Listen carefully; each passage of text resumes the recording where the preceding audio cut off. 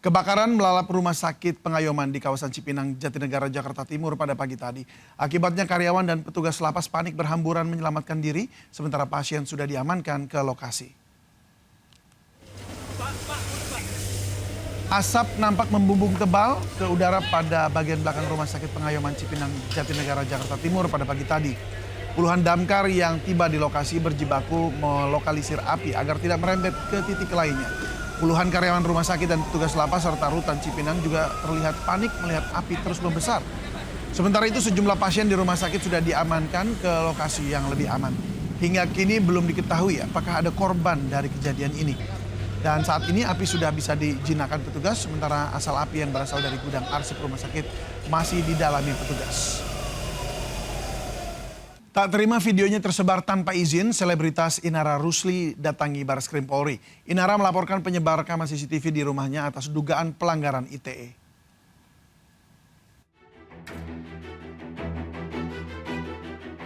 Selebritas Inara Rusli melaporkan penyebar rekaman CCTV adegan syurnya bersama Insanul Fahmi ke Barreskrim Mabes Polri. Dirinya tak terima rekaman itu dijadikan barang bukti untuk melaporkan dugaan perselingkuhan dan perzinaan.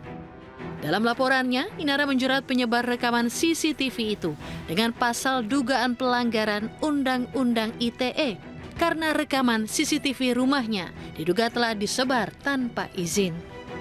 Laporan itu pun dibenarkan Kasubdit 1 Siber Barreskrim Polri, Kombes Pol Rizky Agung Prakoso lewat pesan singkat. Ini mau menyampaikan permintaan maaf atas kegaduhan yang terjadi dan untuk semua pihak, kalau ada yang masih percaya sama aku berterima kasih dan memohon doanya.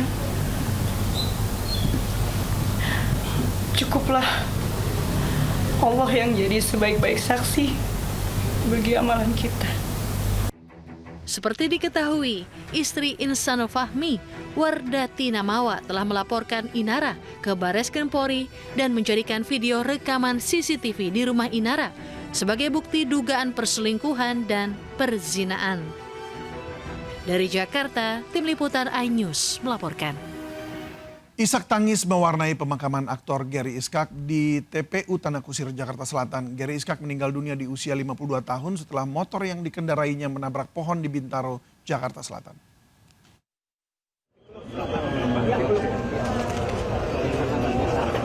Allahu Akbar, Allahu Akbar, Allahu Akbar.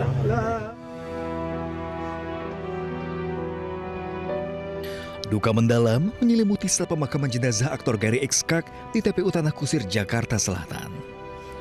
Keluarga dan kerabat ikut melepas kepergian Gary Iskak untuk selamanya.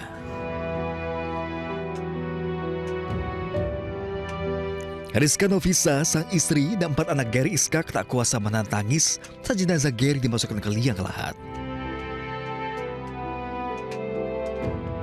Kepergian Gary yang begitu mendadak membuat keluarga terpukul. Aktor berusia 52 tahun ini menghabiskan nafas terakhirnya di Rumah Sakit Suyoto Bintaro usai sepeda motor yang kendarainya menabrak pohon di Jalan Kesehatan Bintaro Sabtu dini hari. Saat kejadian, Gary tidak mengenakan helm. Sejumlah artis melayat ke rumah duka di Ciputat, Tangerang Selatan. Kepergian Gary meninggalkan duka mendalam. Semasa hidupnya, Gary dikenal sebagai sosok yang ramah dan taat agama. Emang orang baik. Bahwa terakhir Kak Gary sendiri udah berhijrah, sholatnya pun rajin. Betul, aku sering dimarahin sama dia. Terakhir tuh kan syuting sama Tora juga. Sholat dimarahin. Pokoknya kena omel terus lah aku sama Gary. Gary Iskak meninggal dunia di usia 52 tahun. Gary pergi meninggalkan seorang istri dan 4 orang anak. Selamat jalan, Gary Iskak. Tim Liputan iNews melaporkan. Pesta resepsi pernikahan porak-poranda usai hujan deras disertai angin kencang menerjang dan merobohkan tenda pernikahan di Depok, Jawa Barat. Pengantin dan tamu undangan pun kocar-kacir menyelamatkan diri.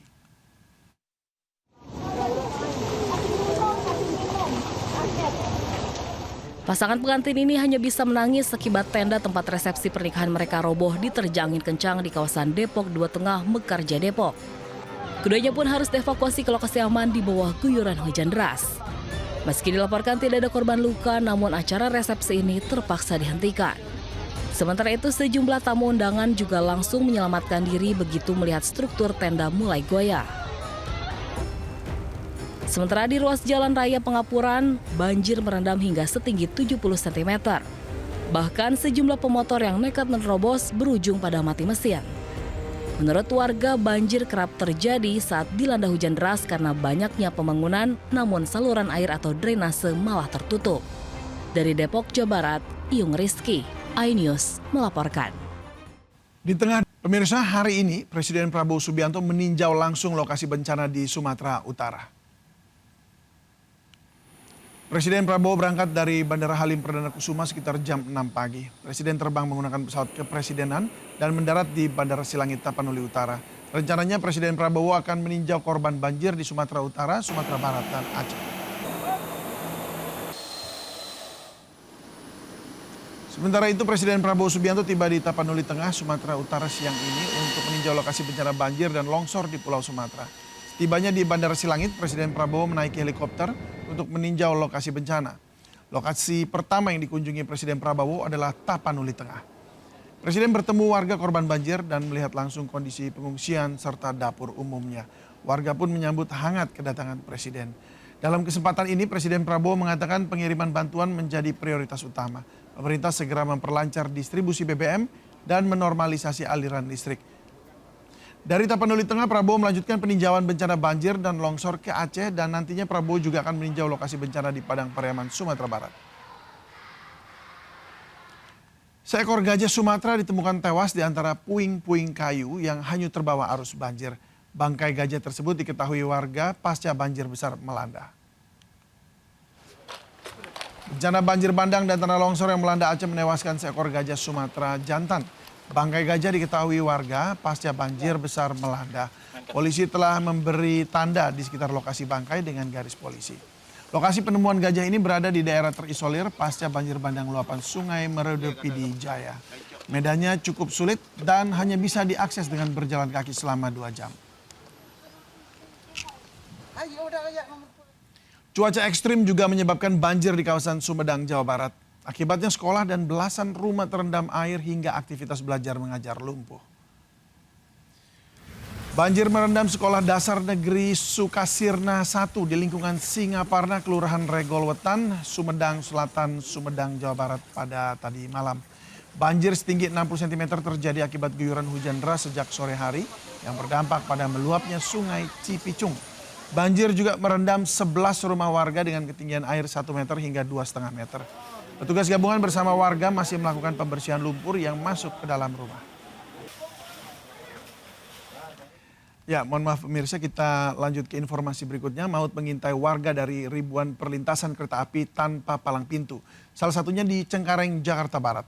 Bagaimana kondisi perlintasan kereta di sana dan apa yang harus dilakukan pengendara saat melintas di jalur rel tanpa palang pintu? Berikut laporan Naura Syafika. Perlintasan sebidang merupakan salah satu fasilitas yang pastinya dibutuhkan oleh seluruh masyarakat, khususnya mereka yang menggunakan atau menyeberang jalan raya untuk melewati rel kereta. Dan salah satunya di Jakarta, ini memang untuk perlintasan sebidang ada banyak sekali lokasinya yang saat ini kami berada di Cengkareng, Jakarta Barat, di mana perlintasan sebidang ini beberapa kali memakan korban, di mana pada beberapa hari yang lalu sempat ada mobil yang tertabrak oleh kereta bandara yang melintas dengan kecepatan penuh di perlintasan sebidang ini. Dan memang setiap perlintasan sebidang ini normalnya harusnya memiliki palang kereta yang dimana ini harus menutup di saat ada kereta yang mau lewat dan kemudian membuka kembali di saat keretanya sudah melewati jalan tersebut. Dan untuk di lokasi ini sayang sekali memang kenapa memakan korban banyak, karena tidak ada pelang kereta di saat kejadian-kejadian tersebut. Dan seperti yang kita bisa lihat pun untuk kendaraan yang ada di sini baik roda 2, roda 4 juga bahkan untuk truk-truk ini juga melintas di perlintasan sebidang ini. Namun untuk saat ini untuk pelang kereta sudah terpasang, bahkan untuk beberapa marka-marka ini juga sudah terpasang di sini. Dan kalau misalnya kita lihat untuk pelang kereta ini memang baru sekali terpasang, bahkan masih rapih terbungkus bungkusan plastik dan masih terikat rapi. Dan saat ini kami masih belum melihat untuk pelang kereta tersebut berfungsi sebagaimana layaknya pelang kereta, sehingga untuk saat ini masyarakat yang melintas di perlintasan sebidang ini masih mengandalkan petugas yang ada di sini. Namun memang ada beberapa kendaraan tadi kami memantau yang masih nakal begitu ya untuk tetap mencoba untuk melintas, padahal untuk kereta ataupun juga kalung kereta yang ada di sini ini merupakan kereta jalur ganda, sehingga ini dibutuhkan memang kesabaran yang harus menunggu terlebih dahulu hingga kereta lewat. Dan kita menunggu juga sinyal dari petugas yang ada di sini memberikan bahwa memang sudah aman untuk kendaraan bisa melintas. Dan memang ini juga ada beberapa tips untuk pengendara yang ada di sini, tidak hanya di yang sini saja, namun memang untuk setiap kendaraan yang melintasi kereta ini, pastikan untuk kendaraan yang berada di depan Anda ini sudah berhasil melewati atau menyeberangi rel kereta ini, sehingga tidak ada kesendatan di tengah-tengah perlintasan ini. Dari Jakarta, Nora Syafika, Sadusanto, Zulkarnain, iNews melaporkan. Gaduh bisnis pakaian impor bekas masih berlanjut. Ribuan pedagang siap bayar pajak dan minta bisnis mereka dilegalkan. Tapi Menteri Keuangan bergeming, impor pakaian bekas tetap dilarang.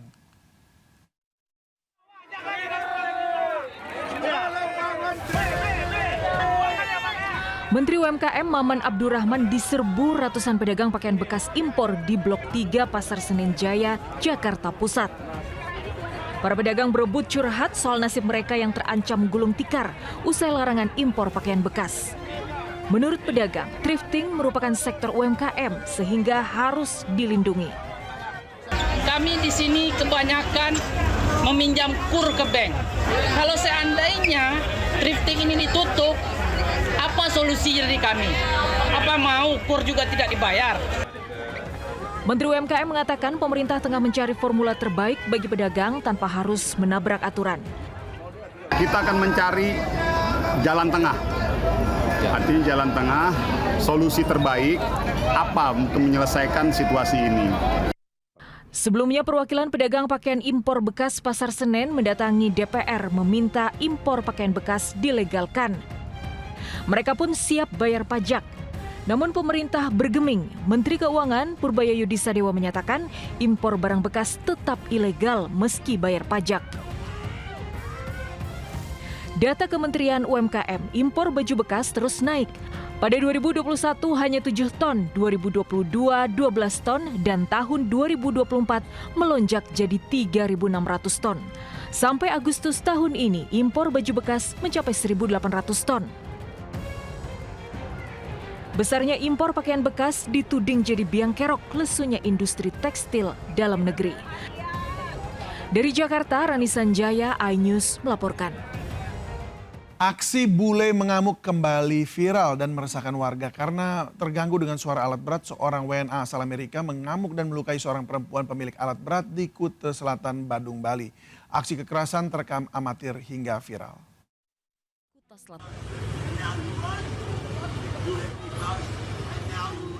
Sambil membawa senjata tajam, seorang WNA asal Amerika MD 29 tahun mengamuk di sebuah lokasi proyek Jalan Pantai Suluban, Kuta Selatan, Badung. Sambil terus berteriak, ia mencari orang bernama Niko Mang Sri Hartati Rahayuningsih, 47 tahun yang merupakan pemilik alat berat. Diduga pelaku merasa terganggu dengan suara alat berat yang beroperasi di proyek selama beberapa hari terakhir. Saat bertemu dengan orang yang dicari, sempat terjadi perkelahian antara WNA dengan korban. Korban yang mempersenjatai diri dengan kau sempat terjatuh dan diserang pelaku. Sejumlah rekan korban segera berdatangan dan menyerang balik MD yang terus mengamuk. Akibat penganiayaan ini, korban mengaku pandangannya buram. Pasca video viral, korban dan pelaku memutuskan untuk berdamai. Dari Denpasar, Bali, Indira Ari, iNews melaporkan. Nekat menggelar aksi balap liar komplek Pemkap hingga menyebabkan keresahan, ratusan pemotor ditangkap polisi di Boyolali, Jawa Tengah. Hasilnya polisi mengamankan puluhan motor yang menggunakan knalpot brong.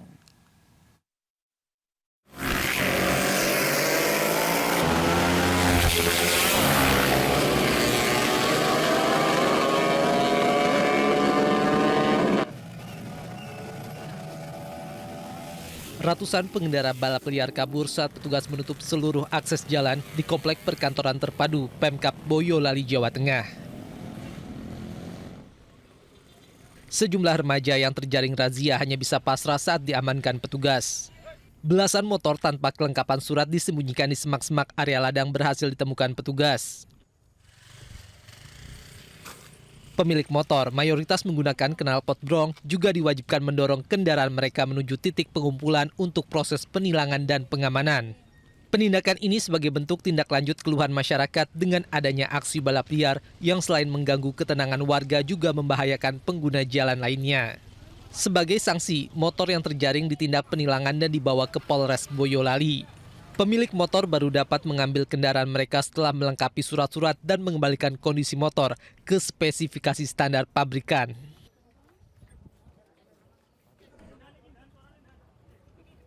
Polisi mengimbau para orang tua untuk lebih mengawasi aktivitas anaknya, terutama pada jam-jam sore yang rawan digunakan untuk balap liar.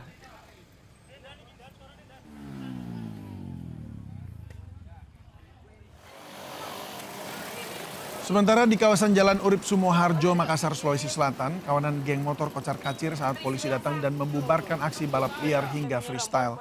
Bahkan tim perintis presisi Sat Samapta Polrestabes Makassar sempat terlibat pergulatan di jalan untuk mengamankan para pelaku. Sementara pelaku lainnya yang melihat polisi datang panik hingga meninggalkan motornya tergeletak di tengah jalan. Hasil penggerebekan, 2 motor beserta joki diamankan. Selain itu, motor yang tidak ada surat-surat, berknalpot bising, hingga tanpa plat turut disita. Beraksi di tengah keramaian hari bebas kendaraan, kawanan copet terdiri dari 2 pria dan 1 wanita menggasak ponsel korban di bundaran Hotel Indonesia, Jakarta Pusat. Ketiganya tertangkap usai korban curiga dan berteriak hingga diamankan warga.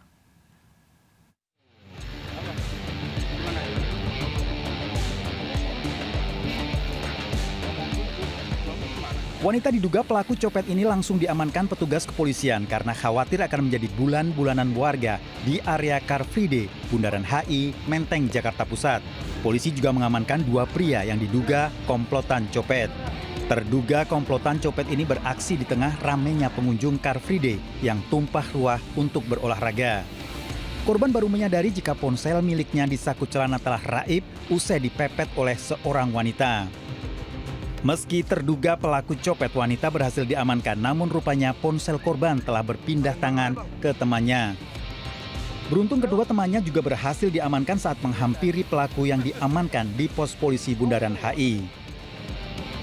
Guna mempertanggungjawabkan perbuatannya, ketiga pelaku dibawa polisi ke Polsek Metro Menteng. Dari Jakarta, Rani Sanjaya, iNews melaporkan. Terpergok saat melakukan pencurian motor, 2 pelaku nekat mengeluarkan dan menodong senjata api di Depok, Jawa Barat. Usai video viral, kedua pelaku dibekuk di kawasan Banjaran Pucung beserta senjata api.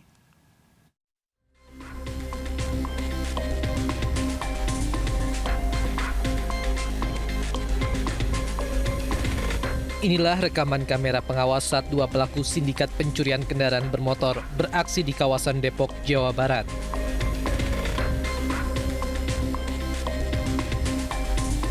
Aksi para pelaku gagal karena diketahui korbannya, namun para pelaku lolos karena menodongkan senjata api.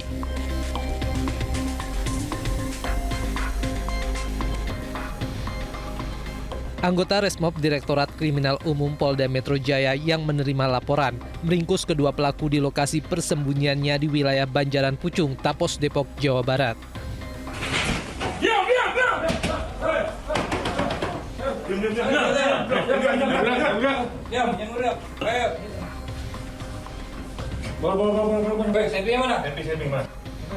Petugas turut menyita sebuah senjata api rakitan beserta 3 peluru yang didapat dari daerah Lampung.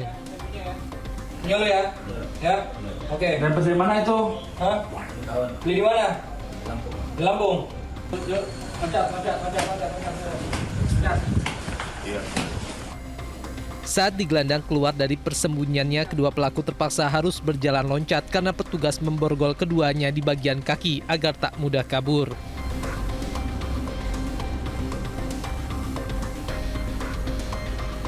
Atas perbuatannya, kedua pelaku dijerat pasal berlapis tentang pencurian dengan kekerasan serta kepemilikan senjata api ilegal dengan ancaman hukuman 20 tahun penjara. Tim Liputan iNews melaporkan. Pemirsa, hari ini kereta khusus petani dan pedagang rute Rangkas Bitung Merak mulai beroperasi. Sudah ada Iskandar Nasution di stasiun Merak, Banten. Iskandar, jadi berapa tarif untuk kereta khusus pedagang ini? Bisa diulang? Jadi berapa tarif khusus untuk kereta ini? Ya, baik. Bisa dapat saya informasikan bahwasannya pada tanggal 1 Desember ini pihak PT KAI Komuter telah melaksanakan diadakannya kereta api khusus petani dan pedagang. Dan pada saat ini baru saja kereta api sampai tiba di tujuan di stasiun Merak. Nah, posisinya gambarannya seperti ini.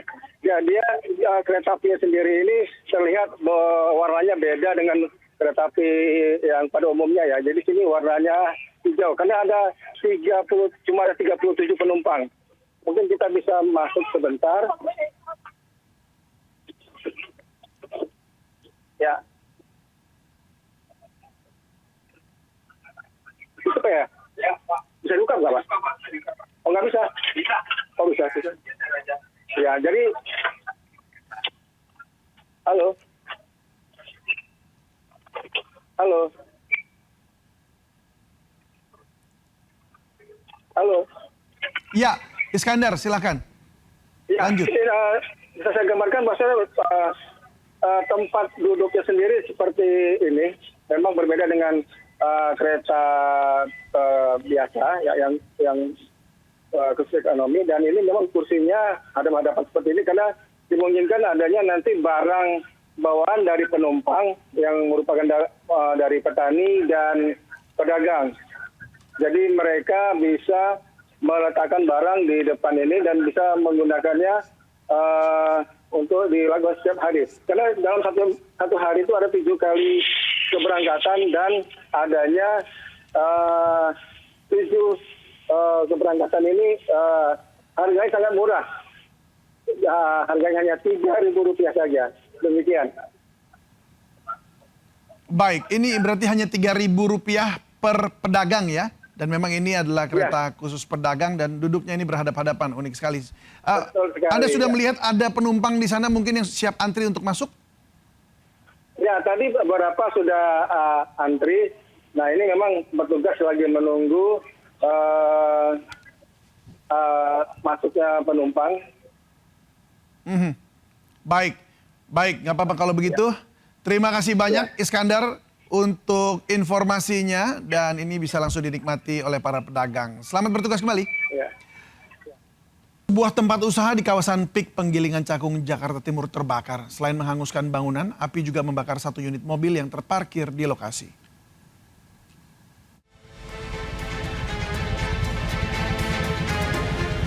Kebakaran melanda sebuah tempat usaha di Jalan Borobudur Raya, kawasan PIK Cakung. Api dengan cepat menghanguskan hampir seluruh bangunan. Banyaknya material yang mudah terbakar menyebabkan api merembet ke bangunan lain. 1 unit mobil yang terparkir juga turut terbakar. Petugas pemadam yang diterjunkan di lokasi berusaha untuk memadamkan api. Setelah hampir 1 jam, api berhasil dipadamkan dengan menerjunkan 7 unit mobil pemadam kebakaran Jakarta Timur. Dugaan sementara, api berasal dari korsleting di bagian gudang dan tidak ada korban jiwa dalam peristiwa ini. Namun kerugian diperkirakan ratusan juta rupiah. Dari Jakarta, Rio Mani, iNews melaporkan. Duka menyelimuti setelah mendapat kabar anggota keluarga yang menjadi buruh migran menjadi korban kebakaran apartemen di Hong Kong. Sementara itu hingga kini pencarian orang hilang masih dilakukan petugas, menyusul masih adanya laporan kehilangan. Tangis duka Suhodo pecah usai mengetahui kabar istrinya yang menjadi buruh migran Indonesia Dina Martiana turut menjadi korban dalam kebakaran apartemen di Wang Fu Court, Hong Kong. Pria satu anak ini tak menyangka istrinya meninggal akibat kebakaran apartemen tempat istrinya bekerja sebagai pembantu rumah tangga. Keluarga berharap jasad korban secepatnya bisa dipulangkan untuk dimakamkan. Sementara itu, 600 petugas kembali melakukan pencarian orang hilang setelah kebakaran paling mematikan dalam sejarah Hong Kong. Pihak berwenang mengkonfirmasi 128 orang tewas dalam kejadian ini, termasuk 89 korban yang belum teridentifikasi. Sementara hingga kini sekitar 200 orang masih hilang. Otoritas Hong Kong pun mengadakan peringatan untuk mengenang para korban kebakaran dahsyat di Wang Fu Court, Taipo. Upacara peringatan ditandai dengan menghentikan cipta selama 3 menit dengan bendera diturunkan setengah tiang. Kami akhiri jumpa kita siang ini. Saya David Silahoy bersama tim yang bertugas berterima kasih atas kebersamaan Anda. Tetap semangat dan sampai jumpa.